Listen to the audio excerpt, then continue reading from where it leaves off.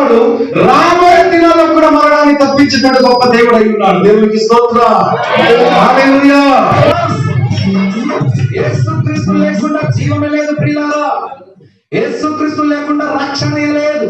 యేసుక్రీస్తు లేకుండా విమోచన లేదు.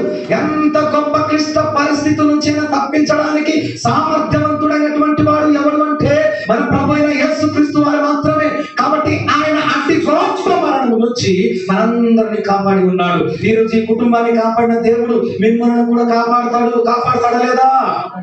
కొన్నిసార్లు మన ప్రార్థన ఎలా ఉంటుందంటే, నాకు కాపాడు, నా భార్యకి కాపాడు, నా పిల్లలకే కాపాడు, మా గొర్రెకి కాపాడు, మా కోడి పుంజుకి కాపాడు, మా కోడి పెట్టకే కాపాడు, వాళ్ళకి కాపాడదు, వీళ్ళకి కాపాడదు, నన్నే కాపాడు. పాడు పాడు పాడు పాడు పాడు అని చెప్పి పాడైపోతే వాళ్ళు ఉన్నారు తప్ప పొరుగు వారి కొరకు ప్రేమించి వారి కొరకు ప్రార్థన చేసేటువంటి వారు లేదు. మీరు అలాంటి వారు కాదండి. కానీ నేను అక్కడక్కడ చూస్తుంటాను. ప్రభావం బాగా దీవించు, ఆయన కొంచెం తక్కువ దీవించు. ప్రభావాలకు బాగా పైకి తీసుకుంటా, వాడికి కొంచెం ఎత్తాయి. ఇలాంటి ప్రార్థన చేసేవారు లేరా? అనేక మంది ఉన్నారు. కానీ మన దేవుడు అలాంటి ప్రార్థనలు కొట్టి పడేస్తాడు. దేవునికి స్తోత్రం. ప్రియులారా, బాగా గమనించండి. అతి గొప్ప మరణం నుంచి ఈరోజు దేవుడు కాపాడి ఉన్నాడు. ఎవరు తప్పించారండి? కీర్తన గ్రంథము 68వ కీర్తన 20వ వాక్యం, Psalm 68:20. ఎంత చక్కగా దేవుడు తన వాక్యం కూడా తెలియజేస్తున్నాడు. త్వరగా చదవండి. కీర్తన గ్రంథము 68వ కీర్తన 20వ వాక్యం. అందరికీ చదవాలి. 68వ కీర్తన 20వ వాక్యం. మరణము నుండి తప్పించేటువంటి సామర్థ్యం, శక్తి ఎవరికి ఉంది? దేవుడు మా పక్షమున పూర్ణ రక్షణ, కంప్లీట్లీ సాల్వేషన్ ఇంగ్లీష్ లో రాయబడిన పూర్ణ రక్షణ కలగజేయు దేవుడై ఉన్నాడు. మరణము తప్పించుట ప్రభువైన యెహోవా వశము నమ్మితే చప్పట్లు కొట్టి ప్రభువుని కనపరచండి. హల్లెలూయా. ఈ రోజు మరణం నుంచి తప్పించే సామర్థ్యం ఎవరికి ఉంది? ఎవరి వలన మరణం నుంచి తప్పించబడి ఇంటికి క్షేమంగా మీరు వచ్చారు. అనేక మంది కళ్ళ ముందర చనిపోయారే, అనేక మంది లోకాన్ని విడిచి వెళ్ళిపోయారు. ఈ రోజు మీరు ఎందుకు ప్రాణాలతో ఉన్నారంటే ఎవరో మీకు మరణం నుంచి తప్పించారు, ఎవరో విపత్తు నుంచి తప్పించారు. మరి ఎవరో కావండి, ఆయన దేవుడే. Praise the lord. దేవుని మహాకృపను బట్టి మరణం నుంచి తప్పించబడి, విమోచించబడి, భద్రపరచబడి సురక్షితంగా ఈ రోజు ఉన్నాం. ఇలా గమనించాలి.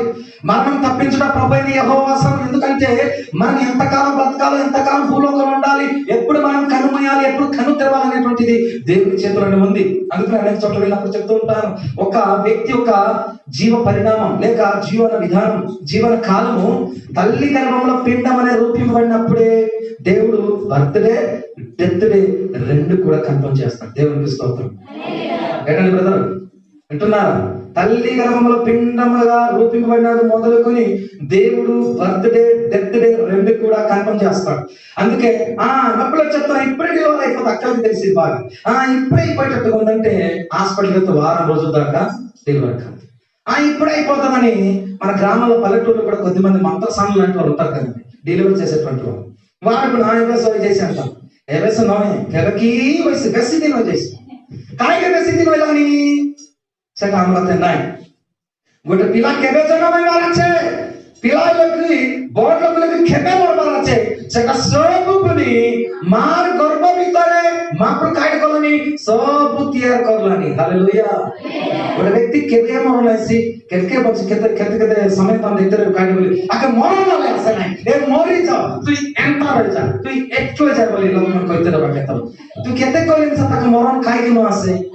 লোকে ভাই বলতেছ তুই কেতে মরণ চিতলেন সা মরণ তাকে আসে না, খাই কে মরবাটা জীবনে বাটা কারাতে আছে। তুই কেন কথা কইলিস নি বলা డోకే ভাই వాక్యం టస్ కైలి చదవండి ఇంకో వాక్యం చూపిస్తాను. ద్వితీయోపదేశ కాండము 32వ అధ్యాయము 39వ వాక్యం. ఏ డోకే భాई सबकी नीचे बोला चढ़ो पे ताला को खाता दिखाई सुना। తొందరగా మరొక సమూయేలు మొదటి గ్రంథం 2వ అధ్యాయము 6వ వచనము 7వ వచనము 8వ వచనం చదవాలి. ముందుగా ద్వితీయోపదేశ కాండము 32వ అధ్యాయము 39వ వాక్యం చదువుకుందాం. చదవండి సార్. ఇదిగో నేనే దేవుడను, ఇదిగో నేనే దేవుడను, నేను తప్ప వేరొక దేవుడు లేడు, మృతి నొందించువాడను, బ్రతికించువాడను నేనే। बदले बसुन मराय वाला मुई से जियाई वाला तुसा मुई से आया बेटे नोनी पिला की नोना पिला करी त्याग कर वाला ମିଶା ମୁଇଁ ସେ ବୋଲାନି କଣଟା ସେ ମହାପ୍ରଭୁ କହିଲାନି ମୁଇଁ ଗୋଟେ ପିଲା କେବେ ଜନ୍ମ ହେଇସି ସୋମବାର ଜନ୍ମ ହେଇସି କି ମଙ୍ଗଳବାର ସେଟା ପାଇଁ ଆମର ଲୋକମାନେ କେତେବେଳେ କାଟ କରିଲା ସୋମବାର ଦିନ ଜନ୍ମ ହେଲେ ସୋମବାର ବୋଲି ନାଁ ଦେଇଥିଲା ମଙ୍ଗଳବାର ଦିନ ଜନ୍ମ ହେଲେ ମଙ୍ଗଳି ବୋଲି ନାଁ ଦେଇଥିଲା ହଁ କି ନାଇଁ ଏବେ ସିନା ଅପର ସୁବ୍ରମଣ୍ୟମ काय काय राव मन केतु मन देनाय आज तू काय दिन जन्म हेले सेना माइजिटा के मंगलवार दिन जन्म हेला बोले मंगली बोल नाम देते रे हां का मुनस बिला बुधवार दिन जन्म हेले बुधरा बोल नाम देते रे जाना नहीं तो आणि से बुधवार दिन जन्म होईसी की गुरुवार जन्म होईसी सकाळ जन्म होईसी की राती जन्म होईसी कारते আছে महाप्रते আছে से बुधरा पट्टाई करू डकरा होइला एदा मोर बेदना न परा ताकने अति पट्टाई गला डकरा बोले होयतिकारे डकरा होई गला जे केबे बेके भी समरे नाही बोली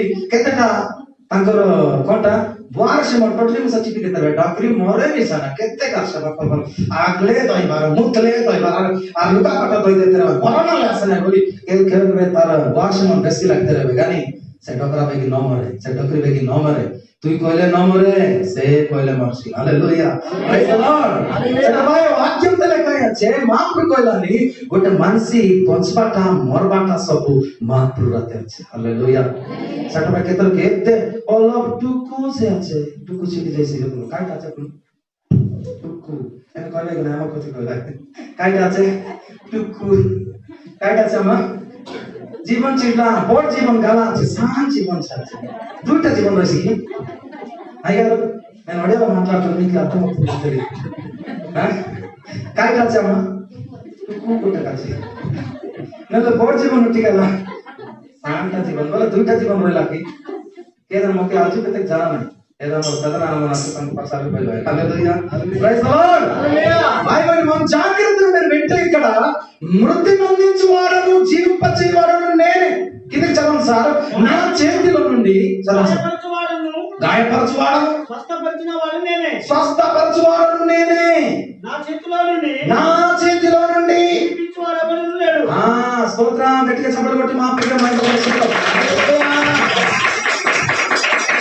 তোর গাগড়ে কষ্ট আনাই বাটা মুইছে সে কষ্ট নি তোকে আরোগ্য দেবাল কইসা মুইছে মা వాక్యం তো কইলানি তোকে গাগড়ে কষ্ট কাই কবলে কবে কবে আমার జీవితం কেতে కష్టాలు నో আইলে আমি বল বাটি ইడবাకు నోయే దాల్పత్రుడు కూడా సందర్భంతో కైలాని కాడలు కైల జనసకి నీ కట్టడలు నేను నేర్చుకున్నట్లు శ్రమ నొంది ఉండుట నాకు మేలాయను కబే కబే আমার జీవితంతే బైబిల్ మనం ఉన్నట్టుగా మాట్లాడుతున్నాను ఏమనుకోకండి ఓకే डॉक्टर भाई मन सब लोग बोल सुना तो बेसी कष्ट आइला बेले करबा प्रार्थना के काय कष्ट न होते आरोग्यंगा रहला बेले करबा प्रार्थना के दुईटा प्रार्थना के తేడా रहिसि कि नाही को చెప్పాలి బ్రదర్ చెప్పండి నీకు బాగా విపరీతం అయిపోయింది మరణం అంచులకు వెళ్ళిపోయావు అప్పుడు చేసే ప్రార్థన ఎలా ఉంటది బాగా హ్యాపీగా ఉన్నావు కడుపు నింపుగా తిన్నావు ఉప్పు చేసుకొని తిరుగుతున్నావు అప్పుడు చేసే ప్రార్థన ఎలా ఉంటది వేరేగా ఉంటది ఖచ్చితంగా ఎందుకంటే కష్టకాలంలో మనం ఎంత బతిమాలుతామో ప్రపంచంలో ఎవరు చేయలేంత భక్తి ఆ రోజు చేస్తాం ఎందుకంటే నేను కూడా కొన్ని సందర్భాలు అలాంటి పరిస్థితిలో ఉన్నాను కాబట్టి మరణ పంచులో ప్రభు ఎలాగైనా నాకు బ్రతికించు ప్రభు నీవు తప్ప ఇంకెవరున్నారు సబుబేలే ప్రభు ఏ మంచ পুরে বঞ্চি করি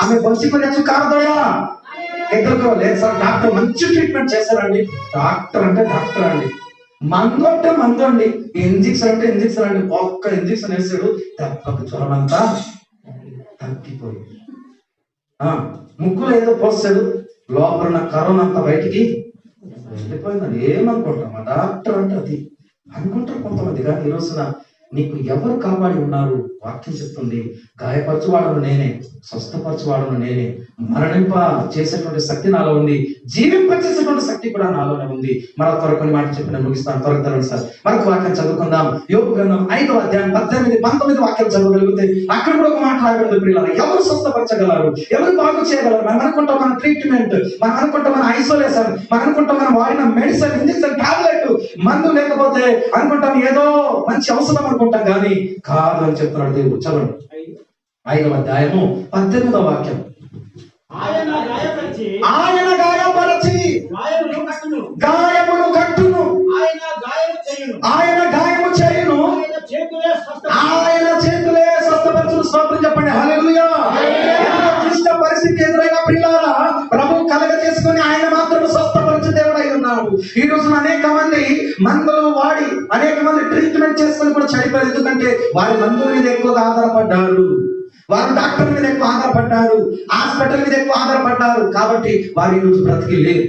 ఈ రోజు ఎవరైతే దేవుడి మీద ఆధారపడ్డారు, ప్రభువా నీవే నా దిక్కు అని చెప్పి బ్రతకాలని ఉంది నాకు, నీ సేవ చేయుచు, నీ వాక్యము చాటుచు, నీ రాకడ వచ్చేవాడు నా యేసయ్యా, నా ఊపిరి ఆగేవాడు, నా యేసుడా,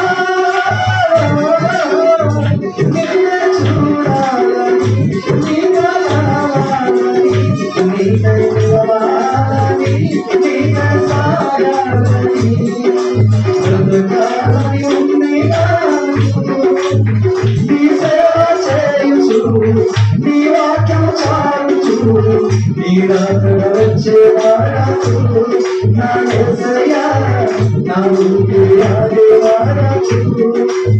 హల్లెలూయా. ఎవరైతే ఇలా ప్రార్థన చేశారో వారందరూ ప్రాణాలతో ఉన్నారు ప్రియులారా. మంచి ట్రీట్మెంట్ అవుతుంది, కోర్స్ వాడుతున్నా, ఇంకా వారం రోజులు ఉండాలంట, 15 రోజులు ఉండాలంట, 14 రోజులు క్వారంటైన్ లో ఉండాలంట అనుకున్న వారు ఈ రోజు లేరు. ఇన్ని వాక్యాలు ఎందుకు చూపిస్తున్నానంటే, దేవుడు తప్ప ఎవ్వరు మిమ్మల్ని నన్ను కాపాడలేదు. కాబట్టి సర్వ ఘనత, మహిమ, ప్రభావం కేవలం దేవుడికి చెల్లాలి. అందుకే వాక్యంలో ఆయన గాయపరచువాడు, గాయమును కట్టేవాడు, ఆయన కట్టిన కట్టి ఎవరు విప్పలేరు, ఆయన విప్పితే ఎవరు కూడా కట్టలేరు. మొదటి సమయాల గ్రంథం 2వ అధ్యాయం, త్వరగా 6వ అధ్యాయం 7వ వాక్యం చదివినట్లయితే, అందులో మొదటి సమయాల గ్రంథం 1 Samuel chapter 2:6. తొందరగా సమయాలు కాబట్టి ముగిద్దాం. కాబట్టి ప్రియులారా చూడండి, ఇక్కడ ఎంతో చక్కని మాట. 6వ వాక్యం చదవండి సార్. 6వ వాక్యం, 2వ అధ్యాయం 6వ వాక్యం. మొదటి సమయాల గ్రంథము 2వ అధ్యాయం 6వ వాక్యం, పేజీ నెంబర్ 224. చదవండి తొందరగా.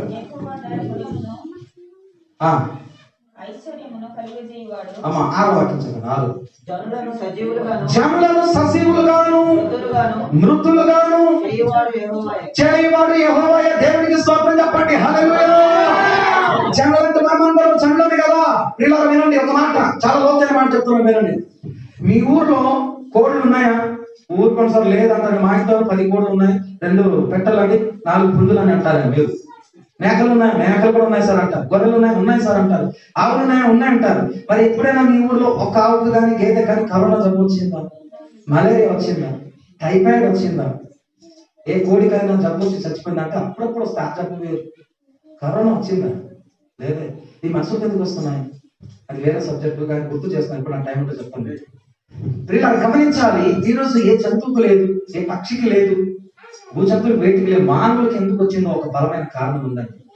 ఎందుకంటే మానవుడు దేవుడి పోలికలు పుట్టి ఉన్నాడు, కానీ దేవుడు స్తుతించడం లేదు, దేవుని ఆరాధించడం లేదు. కానీ మన ఇంట్లో ఉన్న కోడి తెల్లాంచడం లేచినంటారు, దేవుడు స్తుతిస్తుంది. కుక్కవే కో అంటుందంటారు మీరు, కానీ దేవునికి స్తోత్రం అని కోడి భాషలు చెప్తుంది. హల్లెలూయా. నవ్వుతారు కదా, నిజం అది. అవునా కదా? పక్షులు కూడా లేచిన వెంటనే ఏం చేస్తాయి? అరుస్తాయి. అరవడం అంటే ఏంటి? వాటి భాషలో దేవుని స్తుతిస్తూ ఉన్నాయి. అవునా కదా? అప్పుడు కుక్కలు కూడా అరుస్తూ ఉంటాయి లేచిన వెంటనే. దాని అర్థం ఏంటి? కుక్కలు కూడా దేవుని స్తుతిస్తున్నాయి.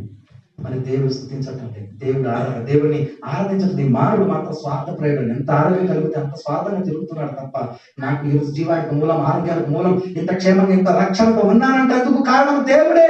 కాబట్టి దేవుడిని స్తుతించకుండా నేను చేయలేనని చెప్పి ఎవరు కూడా ఈ రోజు ప్రభు కొరకు ఆలోచన చేయలేకపోవడం వల్ల నిజానికి దేవుడు పక్షులకు రావాల్సిన రోగం, జంతువులకు రావాల్సిన రోగం, ఏమండి విష జంతువులు, క్రూర జంతువులు రావాల్సినటువంటి వ్యాధులు కొన్ని మానవ సంతతి మీద ఆయన పెడుతూ ఉన్నాడు. ఇది అర్థం చేసుకుంటే మనము ధన్యులం అవుతాం, లేకపోతే అన్యులుగా మిగిలిపోతాం. త్వరగా కొన్ని మాటలు చెప్తూ ముగిస్తాను. చూడండి, నాతో పాటు తెరవండి మరొక వాక్య భాగం ప్రియులారా. ఎందుకంటే ప్రభు చెప్పినటువంటి మాట నాతో పాటు త్వరగా తెరవండి. దేవుడు ఎంతో చక్కగా చెప్తూ ఉన్నాడు. దేవుడు ఎప్పటికైనా కాపాడువాడు తప్ప, దేవుడు ఎప్పటికైనా రక్షించేవాడు తప్ప మనల్ని భక్షించేటువంటి వాడు కాడు ప్రియులారా. కాబట్టి చూడండి, మనం చదువుకున్న సమూయేలు మొదటి గ్రంథం 12వ అధ్యాయము 22వ వాక్యం నుంచి 24వ వాక్యం దాకా చదువుకుందాం. త్వరగా చదవండి. సమూయేలు మొదటి గ్రంథం 12వ అధ్యాయము 22వ వాక్యం నుంచి మిమ్మల్ని తనకు జనముగా చేసుకొనుటకు ఇష్టము కలిగి ఉన్నాడు. తన ఘనమైన నామము నిమిత్తము జనులను ఆయన విడనాడడు. తన జనులను విడనాడడు. అమ్మ వినండి, ఎలాంటి క్లిష్ట పరిస్థితుల్లో ఉన్నా, ఎలాంటి కష్టకాలంలో ఉన్నా, ఎలాంటి విపత్తు కాలంలో ఉన్నా మీ కుటుంబీకులు విడిచి వెళ్ళిపోతారేమో. వినండి, అవునంటారా కాదంటారా? ఒక వ్యక్తి చనిపోయినప్పుడు కరోనా వ్యాధిగ్రస్తులకు సొంత వారు కూడా ముట్టుకొనియలేదు. అంత దూరం నుంచి సమాధి చేశారు. కొంతమంది డెడ్ బాడీలు అయితే కాల్ చేశారు. చాలా ఘోరం అండి. వారు ముట్టుకోలేకపోతున్నారేమో, దగ్గరికి రాలేకపోతున్నారేమో, కానీ దేవుడి మీ దగ్గరికి వస్తున్నాడు. హల్లెలూయా. కట్టుకున్న భార్య, కట్టుకున్న భర్త గాని, కన్న కుమారుడు గాని, కుమార్తె గాని నీ దగ్గరికి రాకపోవచ్చు. ఒక సపరేట్ రూమ్ లో పెట్టి క్వారంటైన్ లో పెట్టవచ్చు. కానీ దేవుడు నీవు ఉన్న చోటికి వచ్చి నిన్ను కాపాడగలడు, నిన్ను రక్షించగలడు. అంత గొప్ప దేవుడు మన దేవుడు. కాబట్టి తన ప్రజలను ఎప్పుడు ఏ పరిస్థితిలో కూడా దేవుడు విడిచిపెట్టాడు. ప్రియులారా, ఇది గుర్తుపెట్టుకోండి. నీవు ఎలాంటి క్లిష్ట పరిస్థితుల్లో ఉన్నా, మీకు అర్థం కావాలని ఒక మాట చెప్తాను. మీ జేబులో నుంచి, మీ పర్సులో నుంచి 2000 రూపాయల నోటు కిందికి పడిపోయింది. ఏం పడింది బాబు? అలా చెప్పాలి. ఏం పడిందమ్మా? 200 నోటు కాదు, 2000 రూపాయల నోటు. అది ఎక్కడ, ఎవరు దొడ్డికెళ్ళిన చోట పడిపోయింది. చిన్నపిల్లలు దొడ్డికెళ్ళాడు, లేదా పెద్దవాళ్ళు దొడ్డికెళ్ళారు అనుకుంది, ఎక్కడో చోట పడిపోయింది. పడిపోయింది కదా అని 2000 రూపాయల నోటు వదిలేస్తారా, తీసుకుంటారా? కరెక్టే చెప్పాలి. డబ్బులు బాయ్ మాట్లాడుతూ డబ్బులు బాయ్ ದ್ವಿತಕ್ಕ ನೋಟು तो रोटनी तनु वद्री करी कोणते गला कोणते आगाते जाई वद्री का केतक नोटु 2000 2000 नोट हां कोणता तरला तुम्हारा त्याकडे नाही कोणता तरला आगलाते म्हटला तो तरला चला बेट्सू की चे तू बरी तू किती केस्तू చెప్పండి సరే ఇది బైబిల్ చాలా మంది తెలియని మన సబ్బులో ఒక నాకే కాటి ఉన్నాచే ముందే ఉన్నాచే చాలా సంతోషం সেটা কেবল মুদে বাবলে তোলে অধিক লাভ বেটসাকে চিতু ইতে বগলা పెట్టి చండి సరి డబ్బుని సా బెట్సా సామాన్ సా బెట్సా పొరపాటున బ్రదర్ చెప్తున్నాను మీ మొబైల్ కిందికి పడిపోయింది అనుకోండి బాత్రూమ్ లో పడిపోయింది అనుకోండి పడకూడదు అంటున్నాను పడిపోయింది అనుకోండి తీస్తారా మాంటారా ఎందుకు అంటే మీ వస్తువు పడిపోతే మీరు తీస్తారు దేవునికి సంబంధించినటువంటిది ఏదైనా కిందికి పడి ఉంటే దేవునికి సంబంధించినటువంటి వ్యక్తి కింద పడి ఉంటే రోగగ్రస్తుడు అయితే సమస్యల్లో ఉంటే ఏదో పొరపాట్లో పడి ఉంటే దేవుడు బయటికి తీయడా తీస్తాడా తీయడా చెప్పండి మీ బైక్ తాళాలు దొడ్డి చేసిన దగ్గర పడిపోయింది మీ కారు తాళాలు దొడ్డి చేసిన దగ్గర పడిపోయింది తీసి వాడుకుంటారా మానేస్తారా ఖచ్చితంగా కదండి ఎందుకంటే ఆ తాళం నీది ఆ తాళం లేకపోతే నీ బండి నడవదు ఆ సంఘంలో నువ్వు సేవకుడిగా ఉన్నావు ఆ సంఘంలో స్వార్థికుడిగా ఉన్నావు ఆ సంఘంలో సంఘ పెద్దగానే ఉన్నావు కాబట్టి నువ్వు పడిపోయి ఉంటే సేవ ఎవరు చేస్తారయ్యా దేవుడు నీలాగా నాలాగా రిజెక్ట్ చేసేవాడు వాడుకుంటాడు సరి చేస్తాడు వాడుకుంటాడు ఇందాక అడిగారు అంటాడు ఒక మంచి పాట ప్రారంభంలో వచ్చినట్టు ఒక మంచి పాట పాడుతుంది ఆ పాటలు చాలా అర్థం ఉంది ఎందుకంటే ప్రియులారా దేవుడి చేత మనం వాడబడేటువంటి వ్యక్తులుగా ఉన్నాం కాబట్టి దేవుడు మనల్ని ఎట్టి పరిస్థితుల్లో కూడా విడిచిపెట్టేవాడు కాదు దేవుడికి స్తోత్రం మాట చదివించుకుందాం దేవుడికి స్తోత్రం అండి కాబట్టి చదవండి సార్ 24వ వాక్యం 12 ఆయన మీ కొరకు ఎన్ని గొప్ప కార్యములను చేసినో బాగా సంజీవరావు గారు వినాలి వారి కుటుంబ సభ్యులు సంఘ సభ్యులందరూ కూడా వినాలి ఆయన మీ కొరకు ఎన్ని గొప్ప కార్యములు చేసానో అది మీరు తలంచుకొని చప్పట్లు కొట్టండి ఒకసారి దేవుడికి స్తోత్రం అది మీరు తలంచుకోవాలి ఎన్ని గొప్ప కార్యాలు చేస్తాడో కీర్తన గల 40వ కీర్తన 2, 3, 4 వాక్యాల్లో కూడా ఆయన అంటాడు నేను వివరించి చెప్పేదని అనుకుంటున్నది లెక్కకు మించినవై ఉన్నాయి ఎన్నో గొప్ప కార్యములు చేశానో చదవండి మీరు యెహోవాయందు భయభక్తులు కలిగి నిష్కపటులై పూర్ణ హృదయముతో ఆయనను సేవించుట చప్పట్లు కొట్టండి దేవునికి స్తోత్రం అటువంటి ప్రియులారా, ఎన్నో గొప్ప కార్యాలు చేశారని మీ కుటుంబంలో ఒక్కటి కూడా విడిచిపెట్టలేదు. మీ అందరికి, మీ కుటుంబాలు ఎందరికి సమస్య వచ్చిన ప్రతి ఒక్కరికి దేవుడు కాపాడుకుంటూ వచ్చాడు తప్ప ఒక్కరికి కాపాడి మిగతా వాళ్ళకి మానేయలేదంటే దేవుడు. మన సంఘంలో ఎంతమంది రోగగ్రస్తులైనా, ఎంతమంది సమస్య వలయంలో చిక్కుకున్న ప్రతి ఒక్కరిని విడిపించాడు దేవుడు, కాపాడాడు దేవుడు, సజీవంగా నిలబెట్టాడు. ఎందుకో తెలుసా? మనమందరం ఆయన సొత్తు కాబట్టి.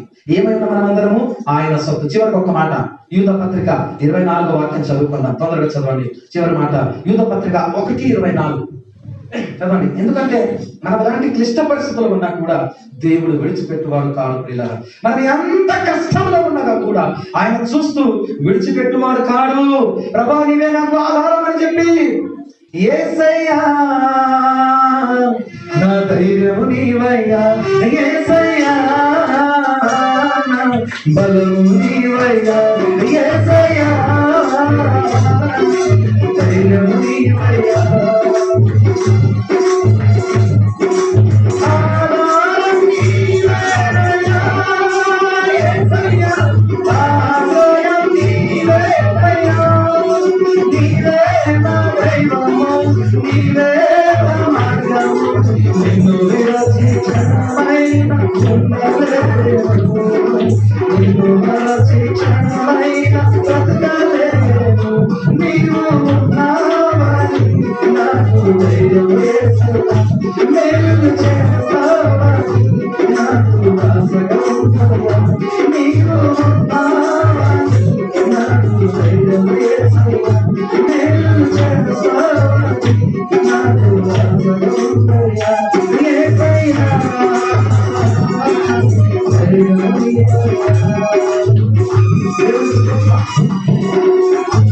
ప్రియులారా వినండి, ఆయన ఉన్నాడనే ధైర్యం తప్ప ఈ లోకంలో ఏది కూడా మనకు ధైర్యం ఇవ్వదు ప్రియులారా. కాబట్టి దేవుడు ఉన్నాడు. చెప్పండి, ఎవరున్నారు?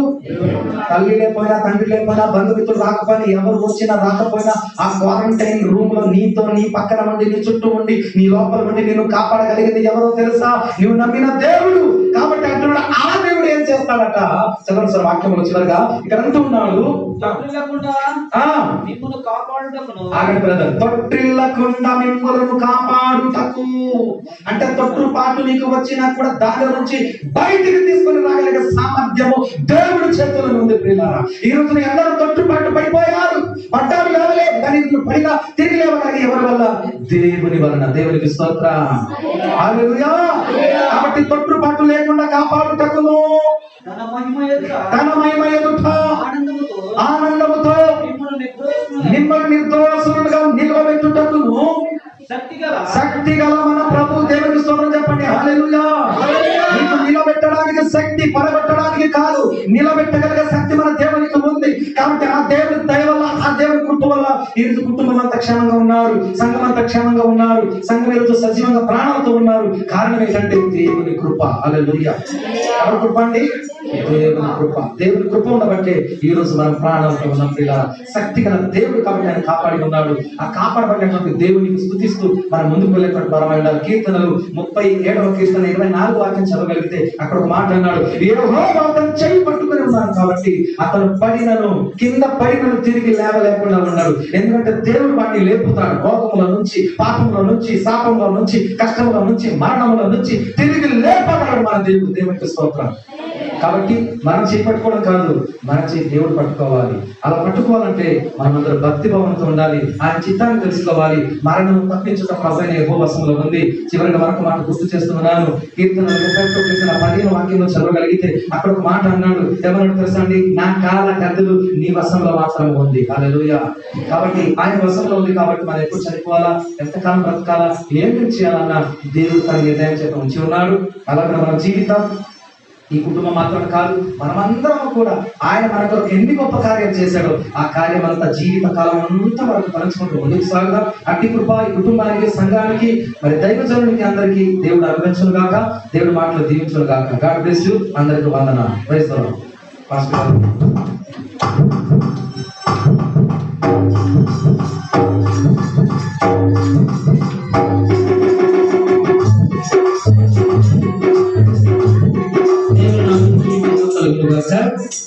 చాలా చక్కటి వర్తమానం ఇచ్చిన జయపల్లయ్య గారికి ప్రత్యేకమైన వందనాలు. కాబట్టి ఇటువంటి వర్తమానాన్ని మనం చాలా ఓదార్పుగా దేవుని వాక్యాన్ని మనం చూసాం కదండి. ఆమేన్. రాబోయే రోజుల్లో దేవుని సేవకులు విదేశాలు ప్రాంతాలు బహుగా వాడబడి విస్తరించగలరండి. ఆమె చెప్పరు ఎవరు?